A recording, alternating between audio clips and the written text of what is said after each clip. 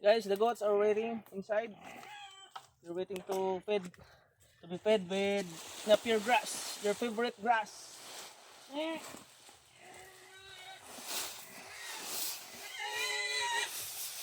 Good, good.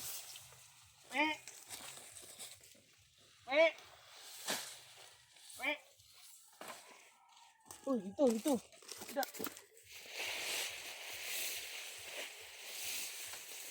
This grass is their favorite napier grass. It's rich in protein.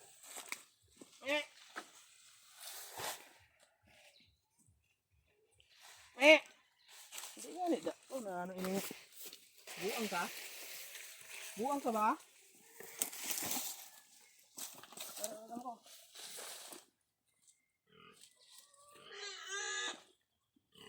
Isa pa. Sunod eh.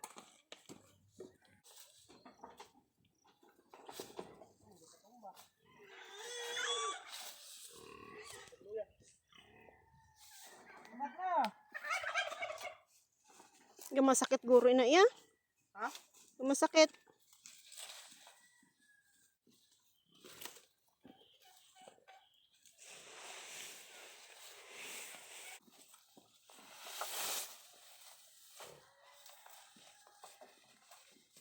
Ayan guys, so malaki yung ginawa niya feeding rack ni Manino ni Roberto. Ito yung builders ng ating mini farm.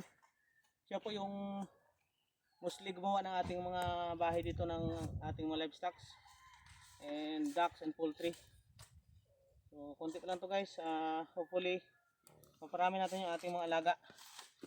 Makapag-produce tayo dito ng mga ano po, kambing at saka baboy, itik, pabo at saka manok. Yung ating mga manok ay naglilimlim na. Dalawang manok na naglimlim, tapos yung isa ay nauna nang nakapapisa ng sisiyo. Yung duck natin, yung problema natin hindi pa masyado ng itlog. Hindi, iwan ko, baka hindi pa sila matured enough to lay eggs, or just kulang sila sa feeds natin. Feeds management yung problema natin. Pero we still learning sa ating pagpa-farm. Dahil hindi first time natin to nagkaroon ng ganitong opportunity na makapag-farm. Thank you so much to my subscribers and supporters from different countries like US, Canada, always watching my videos and live and vlogs. Shout out to Sir Brian from Florida, USA, who's also a farmer and a very supportive man of God, and he is Christian, and also he is helping other people like me who wants to dedicate the simple life in farming and also raising family and raising livestock. As you can see here in my back behind me, the goats are enjoying eating their grass, napier grass. In your country, if you from, how do you call this grass? We call it here napier grass, or may tinatawag sila, other term is patchong. There are two kinds of napier. There is a purple one and green.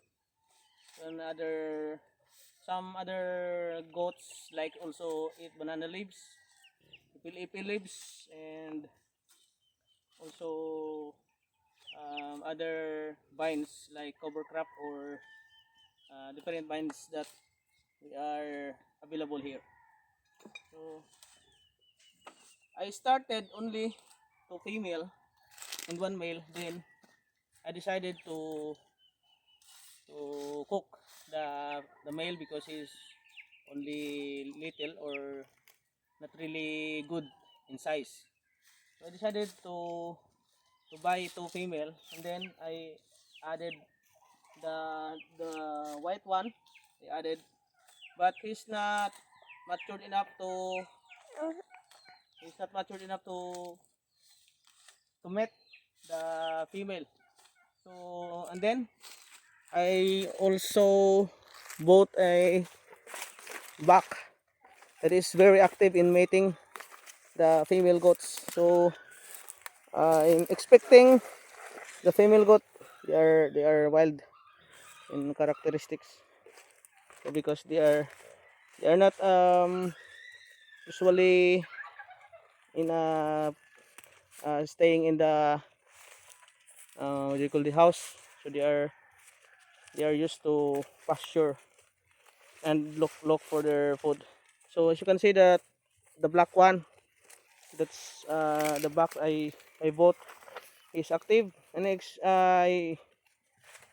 I'm sure that this brown female goat is already um, already pregnant.